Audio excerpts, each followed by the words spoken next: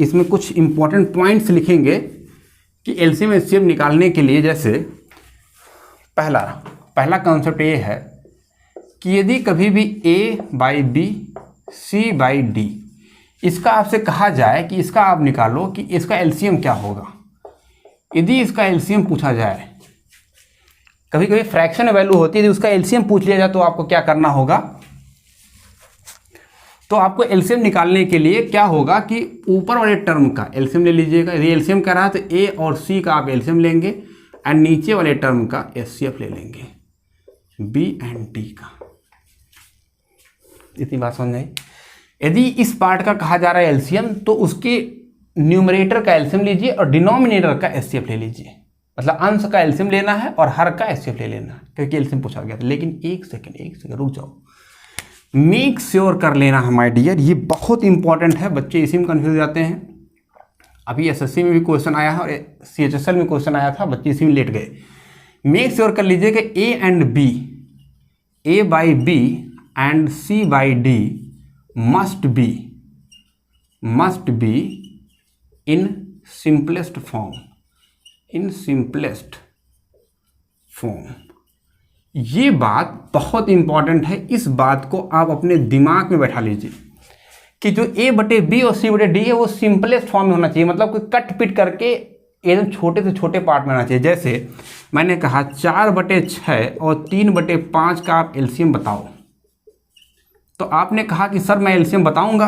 आप बड़े चीता बन करके गए और आपने लिख दिया एलसीएम 4/3 एंड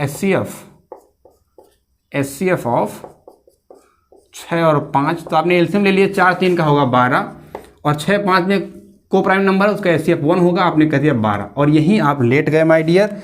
यही आप, हो सकता है कि आपका आंसर सही आ जाए, लेकिन ये आंसर आपका सही नहीं होगा और यहीं आप लेट गए, ये गलत हो जाएगा। कभी कभी आंसर सही आ जाएगा, वो जरूरी नहीं है, लेकिन कंसेप्ट गलत है वो, है ना। तो आपको करना क्या होगा, यहाँ आप देख पा रहे हो कि ये संख्या कट रही है, 2 से 2 दूनी 4, 2 3 6। तो आप डैम श्योर अब कर लो कि 2/3 और 3/5 का एलसीएम निकालना होगा। अब यदि आप जो एलसीएम निकालोगे तो एलसीएम आएगा 2 3 का आपको एलसीएम लेना है, इसका आप लेंगे एलसीएम एंड नीचे एचसीएफ आप लेंगे, एचसीएफ 3 और 5 का, और जो संख्या आएगी एलसीएम में आएगी संख्या 6 और एचसीएफ आएगा 1, तो संख्या आएगी 6। देखिए आंसर आपका 6 आएगा my dear. Yes, very important concept है, इस बात को अपने दिमाग में बैठा लीजिए। जब भी कभी फ्रैक्शन में वैल्यू दी जाएगी तो एलसीएम तो ऐसे ही निकलेगा, लेकिन एक बात ध्यान लीजिएगा कि A/B C/D must be in simplest form, सबसे छोटे फॉर्म में कट पिट करके एकदम ऐसे नंबर बनाना चाहिए कि दोनों प्राइम नंबर हो। ये बात आपको समझ आ रही होगी। जितनी बात समझ आ रही है तब आप एलसीएम निकालोगे, ऊपर का न्यूमरेटर का एलसीएम, डिनोमिनेटर का एचसीएफ निकालोगे, देना आएगा। देखिए पहले निकाला आपने, गलत हो गया। ऐसे यदि आप करोगे एकदम गलत, तुरंत गलत हो जाएगा। और वो देखते नहीं बच्चे, आप देखोगे तुरंत हाली हाली करने बैठ जाओगे, अब तुरंत गड़बड़ गए काम से। तो ये काम नहीं करना है, ठीक है ना। तो यहाँ से आप गड़बड़ कर जाओगे। तो इसलिए पहला टाइप ये था जो आपको तुरंत ध्यान देना है कि A/B and C/D must be in the simplest form, simplest form में होना चाहिए। A/B and C/D must be in simplest form, simplest form. इसको देखिए मैं दोबारा इसीलिए लिख रहा हूं क्योंकि ये बड़ा इंपॉर्टेंट है। इस बात को आप जरूर ध्यान दीजिएगा, इस बात को आप मुस्कुरा करके ध्यान देना है। दूसरी बात हो गई कि यदि आपका एचसीएफ पूछ लिया जाए, दूसरा तरीका ये है कि यदि आपसे कह दिया जाए A/B एंड C/D का एचसीएफ बताओ, तो एचसीएफ जो होगा वो भी होगा, वो हो जाएगा ऊपर वाले भाग का HCF of A and C and LCM of, उल्टा कर देना है उसी का उल्टा कर देना है, ऊपर का एचसीएफ नीचे का एलसीएम। ठीक, एचसीएफ पूछेगा तो ऊपर का एचसीएफ नीचे का एलसीएम। लेकिन हाँ, सिंपलेस्ट फॉर्म यहाँ पर भी मेक श्योर कि यहाँ पर भी सिंपलेस्ट फॉर्म ही लिखना है।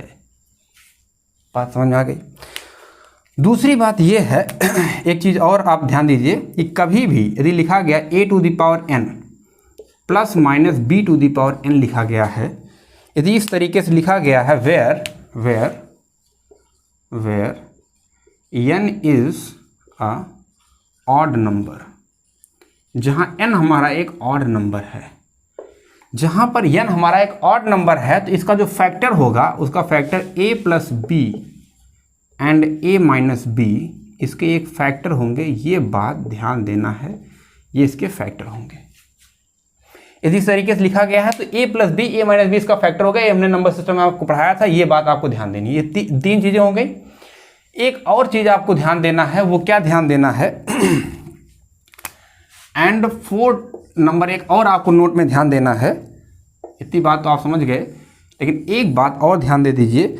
जैसे यदि मैंने एक नंबर ले लिया, हमने कहा 40 एंड 30, हमने कहा ये नंबर हमने आपके सामने ले लिया, हमने कहा इसका एलसीएम बताओ, तो आपने तुरंत खुश होकर के मुस्कुरा करके बोले कि सर इसका जो एलसीएम होगा 10 दोनों में है, 10 तो कॉमन हो जाएगा, 4 3 12, 120 एलसीएम आएगा। हमने कहा भैया एचसीएफ बताओ, तो आपने कहा सर एचसीएफ दोनों में 10 है, 10 एचसीएफ आएगा। मुस्कुरा करके आप बताएं। हमने कहा ठीक है। हमने कहा एक काम करो, इस नंबर को उठा करके जो 40 लिखा है ना, इसमें 2 से ऊपर नीचे मल्टीप्लाई कर दो और इसको 30 रहने दो। हमने कुछ गड़बड़ तो नहीं किया भाई, 2 से मल्टीप्लाई ऊपर नीचे कर दे, कुछ गड़बड़ तो नहीं हुआ ना, कट जाएगा वो। अब हमने कहा एचसीएफ बताओ, एलसीएम बताओ, तो आपने कहा कि सर मुस्कुरा करके एलसीएम जो आपका आएगा, यहाँ 4 दूनी 80, मतलब ऊपर वाले टर्म का एलसीएम हो जाएगा 80 एंड 30 का एलसीएम हो जाएगा, और एचसीएफ हो जाएगा नीचे वाले टर्म का 2 और 1 का एचसीएफ हो जाएगा, इसे बटे 1 लिख देंगे। आप कहोगे सर ये निकालेंगे। आपने एलसीएम निकाला तो आपने कहा कि 8 से 24, ये हो जाएगा एलसीएम और इसका हो जाएगा एचसीएफ 1, तो एलसीएम आपने आपके हिसाब से हो गया 240। हमने एचसीएफ पूछा, आपने कहा सर एचसीएफ बताना है, ठीक है, ऊपर वाले का एचसीएफ निकालेंगे। एचसीएफ यदि आप निकालोगे तो आप देखोगे दोनों जगह केवल 10 कॉमन होगा, आपने कहा 10 कॉमन है। नीचे आपने देखा इन दोनों का एलसीएम, तो आपने कहा 2 एलसीएम हो जाएगा, तो आपने कहा तो आ गया 5। अरे ये क्या हो गया मेरे लाल, ये क्या हो गया, नंबर वही लेकिन एलसीएम इससे अलग आ गया। अरे मेरे भाई यहाँ तो एलसीएम आ गया 240, एचसीएफ 5 आ गया। अरे मेरे भैया आपने क्या ये गलत लिखा है क्या? मुझे नहीं लगता गलत लिखे हो आप। भैया 40 लिखा था, 40 से 2 कट जाएगा, 40 से तो आएगा। यहाँ 30 लिखा है, यहाँ भी 30 लिखा है, लेकिन मेरे भाई आप भूल गए कि आपने यहाँ जो 2 से मल्टीप्लाई कर दिए, यही गड़बड़ कर गए आप। उसकी वजह से यहाँ पर एलसीएम आ गई। ये पूरी तरीके से गलत है, ये बात को दिमाग में बैठा लीजिएगा। मैं बताना क्या चाह रहा हूँ, मैं इसको हटाता हूँ। जो 4 नंबर जो कॉन्सेप्ट है उस पर आप फोकस बना करके रखिए, मैं इसको इधर बताता हूँ। आपसे गलती कहाँ हुई है इस बात को ध्यान देना है, अदरवाइज आप एलसीएम एचसीएफ के क्वेश्चन कितना भी कर लोगे, चीता बन बन करके सबल कर जाओगे। गलती आपसे ये हो गई मेरे लाल कि जो आपने यहाँ पर गुणा किया ना, आपने 40 में जो 2 से गुणा किया है और यहाँ 30 को ऐसे छोड़ दिया। ना इंसाफी एलसीएम एचसीएफ कभी बर्दाश्त नहीं कर सकता। आज किसी दूसरे के साथ घूम रहे हो, कल किसी दूसरे के साथ घूम रहे हो। यदि इसके साथ घूम रहे हो तो इसके साथ भी घूमो। नहीं समझ पाए? यहां नाइंसाफी बर्दाश्त नहीं होगी। यदि आपने 2 इसको दिया तो इसको भी 2 दे दो। गलत नहीं समझना, गलत नहीं समझना है। 2 इसको भी दे दो। इसका मतलब ये हुआ कि एलसीएम एचसीएफ में जो एक नंबर से गुणा भाग आप करोगे वो दूसरे नंबर पे भी अप्लाई होगा। ये यहां अपने दिमाग में बैठा लो। यदि आपने 2 से ऊपर नीचे यहां मल्टीप्लाई किया था तो 2 से यहां भी मल्टीप्लाई करोगे। यदि ये बात आप भूल गए तो गड़बड़ हो जाएगा। ये कहां भी लगेगा मैं बताता हूं। देखिए अब यहां हो जाएगा 80/2 और यहां हो जाएगा 60/2। अब निकालिए एलसीएम, अब आपका सही आएगा।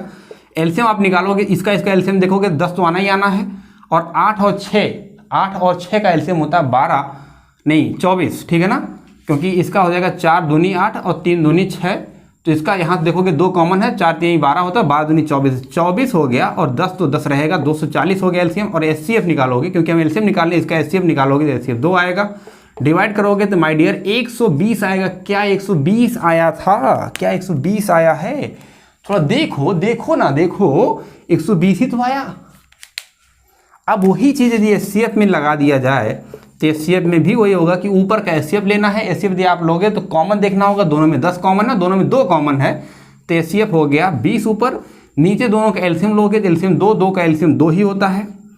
2 और 2 का एलसीएम 2 और 2 और 2 का एचसीएफ भी 2 होगा। इसका एलसीएम भी 2, इसका एचसीएफ भी 2, तो इसका एलसीएम 2 हो गया। तो आप काटोगे 10 आ जाएगा। देखो देखो मेरे लाल, वहाँ पर कहीं 10 तो नहीं आया है।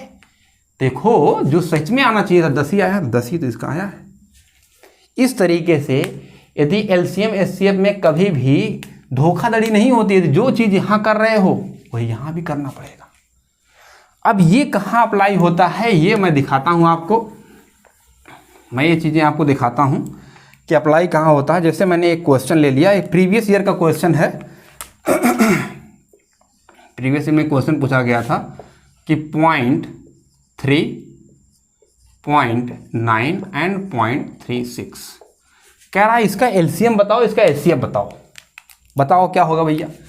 तो इसका एलसीएम देखो निकालना है, तो इसका एलसीएम जो होगा माय डियर, तो पहले तो इसे फ्रैक्शन में बदलना पड़ेगा।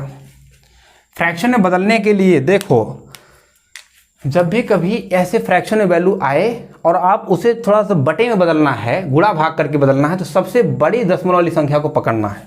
तो सबसे बड़ी दशमलव कितने अंक पर है? 2 अंक पर है। अब जो यहाँ गुणा करोगे वही सब में गुणा करना है। तो इसलिए मतलब ये भी 2 अंक का बनाओ, इसको भी 2 अंक का बनाओ। ये थोड़ा दिमाग में बैठाओ, बनाओ और बैठाओ, ठीक है। अब देखिए ये हो गया 30, तो यहाँ ऊपर सब में क्या कर दोगे, पूरे इक्वेशन में ऊपर नीचे 100 से गुणा भाग कर दो।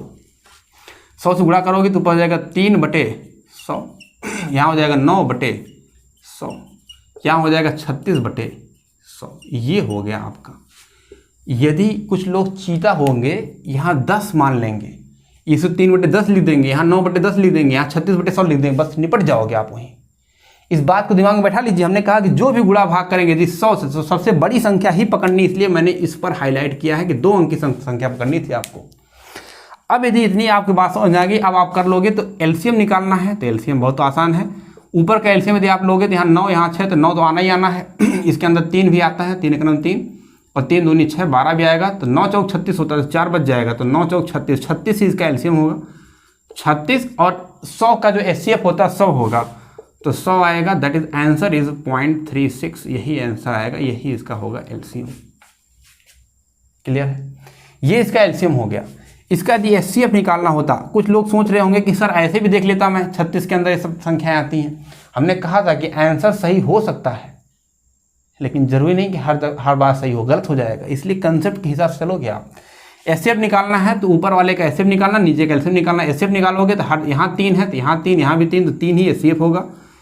इसका एलसीएम निकालोगे 100 का एलसीएम 100 का एचसीएफ 100, तो इसका एचसीएफ भी हो जाएगा 100, तो यही आपका आंसर होगा 0.03 इज द आंसर। ये आपको निकालना है।